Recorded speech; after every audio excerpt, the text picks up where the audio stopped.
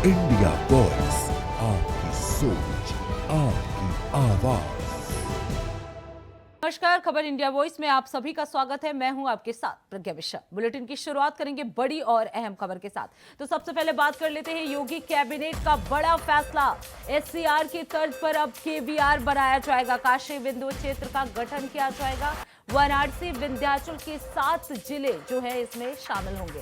तो आपको बता दें, उत्तर प्रदेश की योगी सरकार ने कैबिनेट को लेकर एक बड़ा फैसला लिया है। मुख्यमंत्री योगी आदित्यनाथ की अध्यक्षता में यह निर्णय हुआ है कि एससीआर यानी साउथ सेंट्रल रेलवे की तर्ज पर अब केवीआर यानी काशी बिंदु क्षेत्र का गठन किया जाएगा। इसके तहत वाराणसी विंध्याचल क्षेत्र के 7 जिले जो है इसमें शामिल किए जाएंगे। सरकार का उद्देश्य है इस नए क्षेत्र के माध्यम से विकास को गति देना और प्रशासनिक व्यवस्था को और भी ज्यादा सुदृढ़ बनाना। कैबिनेट ने कहा कि क्षेत्र के गठन से स्थानीय संसाधनों का बेहतर प्रबंधन होगा और यहाँ के लोगों को योजनाओं का सीधा लाभ मिलेगा। आपको बता दें, ये कदम आर्थिक और सामाजिक विकास के लिहाज से महत्वपूर्ण माना जा रहा है। तो आपको बता दें, योगी कैबिनेट का ये बड़ा फैसला है। एससीआर की तर्ज पर अब केवीआर जो है वो बनाया जाएगा, जिससे क्षेत्र का डेवलपमेंट होगा। आसपास में प्रबंधन जो है वो सुचारू रूप से चल सकेंगे। तो एससीआर की तर्ज पर काशी विंध्य क्षेत्र का गठन जो है वो किया जाएगा। तो योगी कैबिनेट में ये बड़ा फैसला लिया गया है। एससीआर की तर्ज पर अब केवीआर भी बनाया जाएगा, जिसमें वाराणसी विंध्याचल के 7 जिले जो है वो शामिल होंगे। तो ये बड़ी जानकारी, बड़ी अपडेट आपको हम बता दें, योगी कैबिनेट का ये बड़ा फैसला सामने आया है, जिसमें एससीआर की तर्ज पर अब केवीआर बनाया जाएगा, जिसमें वाराणसी विंध्याचल के 7 जिले जो है वो शामिल होंगे। तो एससीआर की तर्ज पर अब केवीआर यानी विंध्याचल वाराणसी क्षेत्र का डेवलपमेंट किया जाएगा, इसका गठन किया जाएगा और इसमें वाराणसी के 7 जिले और विंध्याचल के 7 जिले जो है वो शामिल होंगे।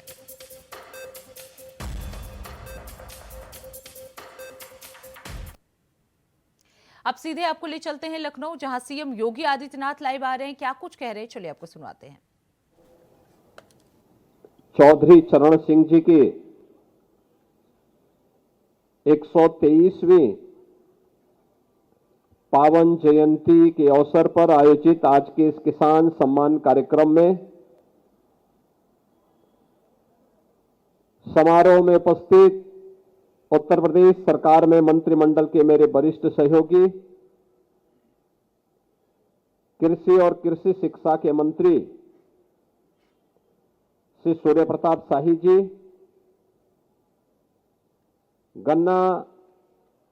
गन्ना विकास और चीनी मिल के मंत्री चौधरी लक्ष्मी नारायण जी, पशुधन मंत्री श्री धर्मपाल सिंह जी, मत्स्य मंत्री डॉक्टर संजय निषाद जी,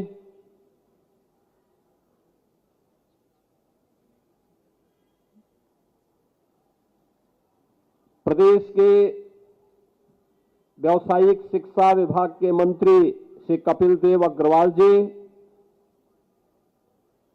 विज्ञान और प्रौद्योगिकी विभाग के मंत्री श्री अनिल कुमार जी, राज्य मंत्री स्वतंत्र प्रभार उद्यान श्री दिनेश प्रताप सिंह जी, कृषि और कृषि शिक्षा विभाग के राज्य मंत्री श्री बलदेव सिंह ओलख जी, उत्तर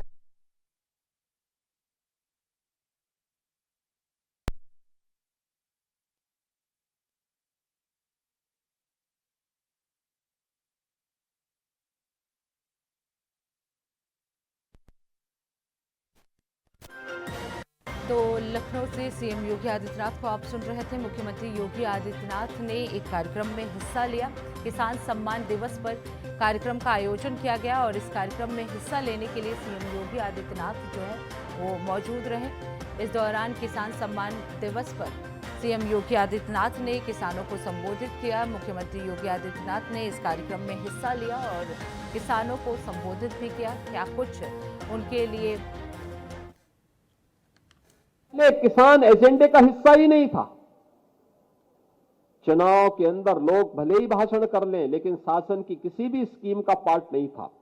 और आज हम इस बात को कह सकते हैं कि किसान को शासन की हर योजना प्राथमिकता के आधार पर उपलब्ध करवाई जा रही है। आज बिचौलिया अन्नदाता किसान की फसल का दाम नहीं तय करता है, अब किसान अपनी फसल का दाम तय करता है और सरकार अगर मार्केट में उसको मिलेगा अच्छा दाम तो मार्केट में बेचेगा, नहीं तो सरकार उसको खरीदने का काम करेगी। और हमारी सरकार सफलतापूर्वक इन कार्यक्रमों को आगे बढ़ाने का काम कर रही है। उत्तर प्रदेश के अंदर क्या धान की फसल हो, क्या गेहूं की फसल हो, क्या चना हो, क्या सरसों हो, क्या बाजरा हो, मक्का हो, कई गुना उत्पादन बढ़ा है, कई गुना उत्पादन बढ़ा है। लागत कम हुई है, उत्पादन ज्यादा बढ़ा है और यही मुनाफे का आधार है, यही किसान की समृद्धि का आधार है। और इन्हीं बातों को लेकर के अक्सर चौधरी साहब कहा करते थे, अक्सर कहते थे, चौधरी साहब के बारे में एक बात विख्यात थी, और देश के हित में, गांव के हित में और किसान के हित में जो भी बात होती थी बिना हिचक के उसको बोलते थे। उन्होंने कहा था जब तक किसान गरीब रहेगा भारत अमीर नहीं हो सकता। ये चौधरी साहब का वक्तव्य था। ग्रामीण भारत ही असली भारत है, ये चौधरी साहब का वक्तव्य था। भारतवर्ष की समृद्धि का मार्ग देश के खेत एवं खलिहान से होकर के गुजरता है, यह भी चौधरी साहब ने ही कहा था। और जागरूक जनशक्ति ही सबल लोकतंत्र का आधार है, यह चौधरी साहब ने ही कहा था। बहनों और भाइयों, इसके लिए उन्होंने, जब उन्हें मौका मिला उत्तर प्रदेश सरकार में, उन्होंने यहां पे प्रदेश के अंदर भूमि सुधार का कार्यक्रम लागू किया। जमींदारी उन्मूलन का और भूमि सुधार अधिनियम के माध्यम से उन्होंने महत्वपूर्ण भूमिका का निर्वहन किया। बिचौलियों द्वारा किसानों के शोषण को बंद करवाने के लिए मंडी अधिनियम पारित करवाया। उत्तर प्रदेश में होल्डिंग अधिनियम के समेकन में प्रमुख भूमिका की व्यवस्था की। पटवारी व्यवस्था का भी उन्मूलन किया। लघु सीमांत श्रेणी के किसानों के 3.5 एकड़ तक भूखंड को भू राजस्व के भुगतान में छूट भी उन्होंने दिलाया। उर्वरकों को बिक्री कर से मुक्त कराया। काम के बदले अनाज कार्यक्रम की शुरुआत भी की और कृषि और ग्रामीण विकास योजना के लिए ऋण उपलब्ध कराने हेतु राष्ट्रीय कृषि और ग्रामीण विकास बैंक नाबार्ड की स्थापना में भी उन्होंने महत्वपूर्ण भूमिका का निर्वहन किया। बहनों और भाइयों, ये सभी का परिणाम है। 2017 में जब हमारी सरकार बनी, उत्तर प्रदेश में कृषि उत्पादन की दर, जो विकास दर थी, वह मात्र 7% थी। और आज मुझे बताते हुए प्रसन्नता है, 8 वर्ष में ईमानदारी से किए गए प्रयास, उठाए गए कदमों का परिणाम है आज उत्तर प्रदेश में देश की कृषि विकास की दर का 18% उत्तर प्रदेश, यहां पर हमारा अन्नदाता किसान अपनी मेहनत से प्राप्त कर रहा है। अभी हमने यहां पे तमाम अन्नदाता किसानों को सम्मान दिया है। आपने देखा होगा, गोरखपुर से यहां पर एसपी सिंह जी आए हैं। डीएसआर पद्धति से 100 कुंटल धान पर हेक्टेयर उत्पादन का काम हुआ। यानी ये दिखाता कि तकनीक का अगर हम उपयोग करते हैं तो तकनीक का उपयोग खेती को सरल भी बना देता है और सरल बनाने के साथ साथ उत्पादन को भी बढ़ा देता है। किसान की मेहनत भी कम होती है लेकिन उत्पादन ज्यादा हो जाता है। आपने देखा होगा, ऐसे ही श्री वीरेंद्र कुमार सिंह गेहूं में इन्हें प्रथम स्थान प्राप्त हुआ। आशीष तिवारी चना में प्रथम स्थान प्राप्त हुआ। श्री रामकिशन मटर में प्रथम स्थान, हीरालाल सरसों में प्रथम स्थान, श्री रणवीर सिंह अरहर में प्रथम स्थान, अमरेश कुमार ज्वार में प्रथम स्थान, कुलदीप मिश्रा, ये गोंडा का एफपीओ है, इन्हें प्रथम स्थान श्रीमती संध्या सिंह, इन्हें एफपीओ में विशिष्ट महिला के रूप में इन्हें सम्मानित किया गया और जया सीड प्रोड्यूसर के रूप में काशी से एफपीओ के रूप में इन्हें भी यहां सम्मानित किया गया है। आधुनिक खेती के लिए विकास सिंह जी को और वैज्ञानिक के रूप में कृषि विज्ञान केंद्र उन्नाव के डॉक्टर धीरेन्द्र तिवारी को यहां पर आज सम्मानित करने का काम हुआ है। मैं इन सभी अन्नदाता किसानों का या कृषि के क्षेत्र में नवाचार के लिए जिन्होंने लगातार प्रयास किए हैं, आज उन्हें यहां सम्मानित किया गया। मैं इन सबका हृदय से अभिनंदन करता हूं, स्वागत करता हूं। बहनों और भाइयों, आज हम देखते हैं, आपने देखा होगा 1996 से 2017 तक 21-22 वर्षों में अन्नदाता किसानों को जितना गन्ना मूल्य का भुगतान नहीं हुआ था, हमने मात्र 8 वर्ष में उससे भी ज्यादा लगभग 75,000 करोड़, उससे भी अधिक धनराशि हमने अन्नदाता किसानों के खाते में डाला है। आज आप देख रहे होंगे उत्तर प्रदेश के अंदर किसान समृद्धि की ओर अग्रसर हुआ है। और अभी हाल ही में हम लोगों ने कहा कि भाई हर बार ये मांग होती है गन्ना का दाम बढ़ाया जाए, पैसा बढ़ता 5 रुपया 7 रुपया। हमने कहा एक साथ इतना पैसा बढ़ाओ कि सबका मुंह बंद हो जाए। 400 रुपए हम लोगों ने, जितने भी हमारे आरएलडी के विधायकगण हैं, रोज मुझे घेरते थे। और जब से बढ़ाया गया है तब तो खुश तो हैं लेकिन बोलते नहीं हैं। कहते हैं कि नहीं काम अच्छा हुआ है, तो मैंने कहा बोल भी दिया करो जब अच्छा हुआ है तो उसी में अब मुझे अच्छा लगता है, किसान खुश है, मेहनत कर रहा है, लेकिन हमें तकनीक अपनानी पड़ेगी, अच्छी तकनीक अपनानी पड़ेगी। याद रखना, ये जो किसान नई तकनीक से अच्छी क्वालिटी के बीज से कम लागत में अच्छा उत्पादन कर रहे हैं और उत्तर प्रदेश का नाम भी रोशन कर रहे हैं, इसलिए क्योंकि उन्होंने तकनीक पर ध्यान दिया, अच्छे सीट पर ध्यान दिया। हमारे वैज्ञानिकों को इस दिशा में कार्य करना होगा। सौभाग्य से पिछले 8 वर्ष में डबल इंजन की इस सरकार ने 20 नए कृषि विज्ञान केंद्र स्थापित किए हैं भारत सरकार के सहयोग से। अब हमारे पास 89 कृषि विज्ञान केंद्र काम कर रहे हैं। 9 क्लाइमेटिक जोन में इतने कृषि विज्ञान केंद्र किसी राज्य के पास नहीं है। सेंटर ऑफ एक्सीलेंस विकसित किए जा रहे हैं। अच्छा प्रयास हुआ है। कृषि विभाग इस दिशा में लगातार कार्य कर रहा है। हमारे तीनों मंत्री स्वयं किसान हैं।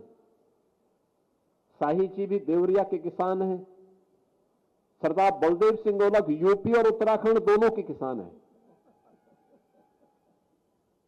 चौधरी लक्ष्मी नारायण जी स्वयं किसान हैं। और संजय निषाद के लिए कहना क्या हो, तो मत्स्य उत्पादन में हर तालाब में मत्स्य उत्पादन का काम कर रहे हैं।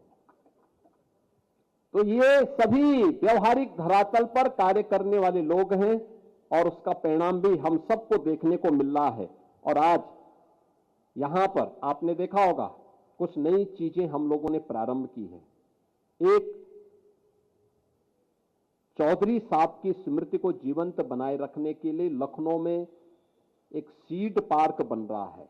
आधुनिक तकनीक पर आधारित उत्तम क्वालिटी का सीड प्राप्त हो सके। मेरा मानना है अच्छी क्वालिटी का सीड बीज अगर किसान को समय पे मिल जाए और समय पे खेती करें, 30% आपका उत्पादन बढ़ सकता है। 30% उत्पादन,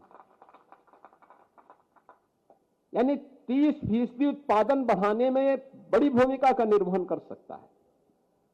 और ये चौधरी साहब के नाम पर चौधरी चरण सिंह सीड पार्क यहां लखनऊ में हम लोग बनाने जा रहे हैं। दूसरा, बाराबंकी में एक टिश्यू कल्चर की अत्याधुनिक लैब, उसके लिए भी हम लोगों ने 31 एकड़ से ऊपर का भूभाग चिन्हित किया है, जहां पर हम किसान को अच्छी टिश्यू कल्चर का, ये टिश्यू कल्चर गन्ने के लिए भी, केले के लिए भी, आलू आदि के लिए भी बहुत बड़ी भूमिका का निर्वहन करेगा। तमाम अन्य फसलों के लिए। आज आपने देखा होगा कि जमीन के नीचे आलू और ऊपर टमाटर, अब ये भी पैदा हमारे किसानों ने किया है।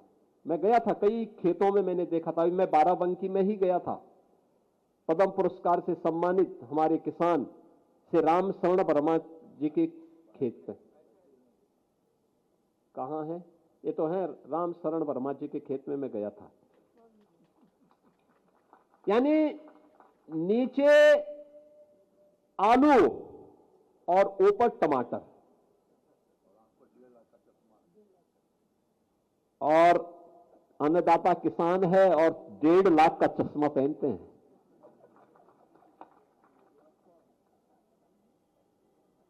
यानी मेहनत करते हैं तो अपनी मेहनत से उसका बेहतर उपयोग भी कर लेते हैं। प्रशिक्षण, हर एक किसान को प्रशिक्षित करते हैं, कोई भी जाता है दिखाते हैं। इस बार हम लोगों ने किसान पाठशाला वहीं लगाई थी। कुछ प्रयास तो करने पड़ेंगे और इसीलिए सरकार ने कुछ निर्णय लिए। टिश्यू कल्चर की लैब होनी चाहिए, और वो हम बाराबंकी, क्योंकि बाराबंकी के हमारे किसानों ने बहुत मेहनत की है। गन्ना किसानों के इसमें भी हमारे कुछ किसानों ने बहुत अच्छी मेहनत की है। Shahjahanpur, Lakhimpur Kheri, Bahraich, 1,000 quintal per hectare में इन्होंने उत्पादन करने का एक नया रिकॉर्ड बनाया है। और मैं कृषि विभाग से और गन्ना विभाग से कहूंगा, इनके खेत में जाकर के अन्नदाता किसानों को ले जाकर के उनकी तकनीक को हर एक अन्नदाता किसान तक पहुंचाने की आवश्यकता है। किसान समृद्ध होगा तब जब उन्हें तकनीक देंगे, अच्छा बीज देंगे, समय पे बीज देंगे, समय पे खाद की उपलब्धता करवाएंगे।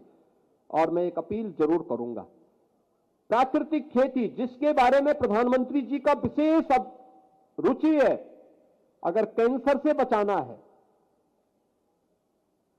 किडनी खराब होने से बचाना है, लीवर खराब होने से बचाना है, बीमारियों से बचाना है, तो नेचुरल फार्मिंग, प्राकृतिक खेती उसका एकमात्र साधन है। हमें उस दिशा में नए प्रयास को करना होगा। और एक आप अपने खेत में आप उस नवाचार को आगे बढ़ाने में बड़ी भूमिका का निर्वहन कर सकते हैं। केंद्र और राज्य सरकार आपको सहयोग करने के लिए तैयार है। हम लोग उसमें आपके साथ खड़े हैं, और इसीलिए हम लोगों ने प्रदेश के अंदर ये व्यवस्था की। वह व्यवस्था है 2 प्रकार की थी। एक, निजी ट्यूबवेल को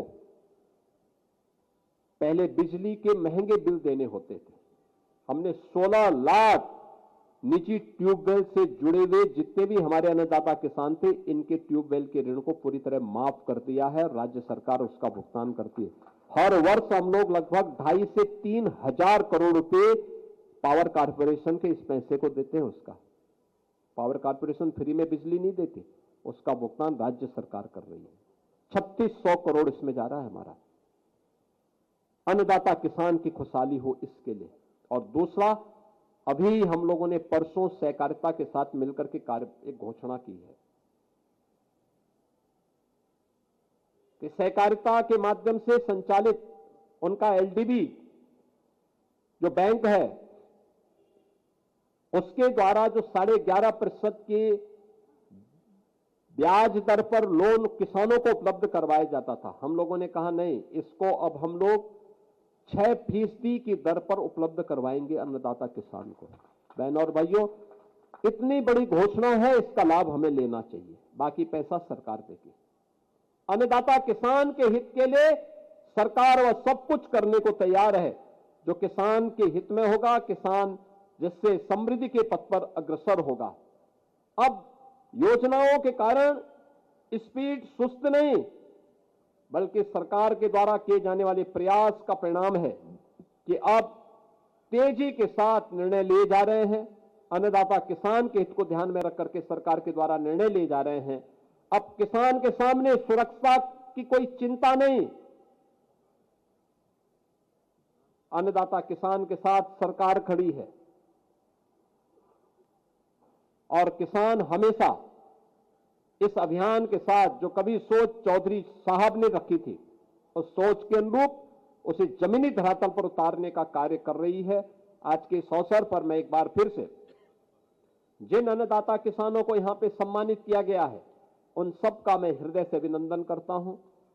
चौधरी साहब की स्मृति को नमन करता हूं और उन्हें इस अवसर पर विनम्र श्रद्धांजलि अर्पित करते हुए मैं यहां पर आए हुए सभी अन्नदाता किसानों से इस बारे में उन्हें आश्वस्त करता हूं कि डबल इंजन की सरकार आपके साथ, आपके हितों का संवर्धन करने के लिए सदैव तत्पर होकर के कार्य करेगी। इस विश्वास के साथ आप सबके प्रति मेरी मंगल में शुभकामनाएं हैं। धन्यवाद। जय हिंद।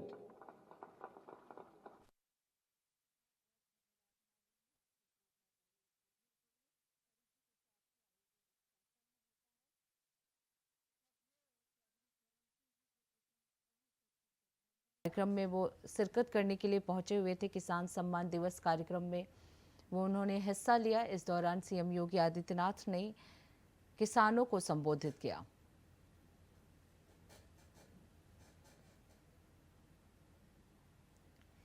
तो लखनऊ से सीएम योगी आदित्यनाथ को आप सुन रहे थे। अब रुख कर लेते हैं खबरों की ओर। तो अमेठी से जुड़ी इस वक्त की बड़ी खबर आपको बता दें, कोहरे में बस, ट्रक समेत कई वाहन जो है वो टकरा गए हैं। 2 लोगों की मौत हो गई है, बस सवार यात्री घायल हो गए। वहीं बस सवार 1 दर्जन से ज्यादा लोग घायल बताए जा रहे हैं। हादसे की सूचना पर पुलिस जो है वो मौके पर पहुंच चुकी है और ये पूरा मामला जो है वो मुसाफिर खाना कोतवाली के हाईवे की बताई जा रही है।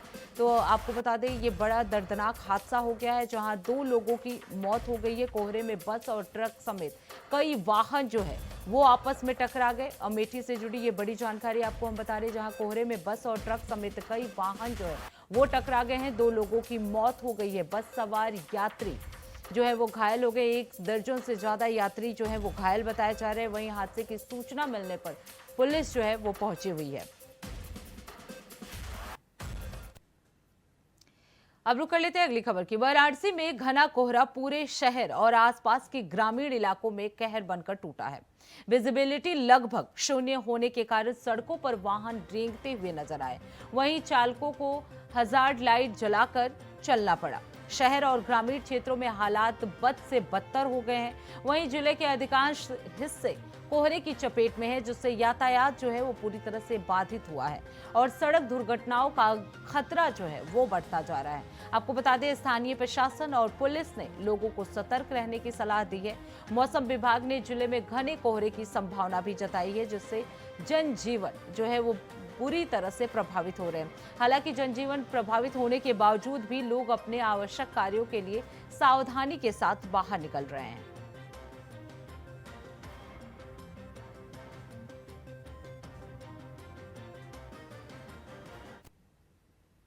तो इसी के साथ इस बुलेटिन में बस इतना ही। देश दुनिया की तमाम बड़ी खबरों के लिए देखते रहिए इंडिया वॉइस। तब तक के लिए नमस्कार।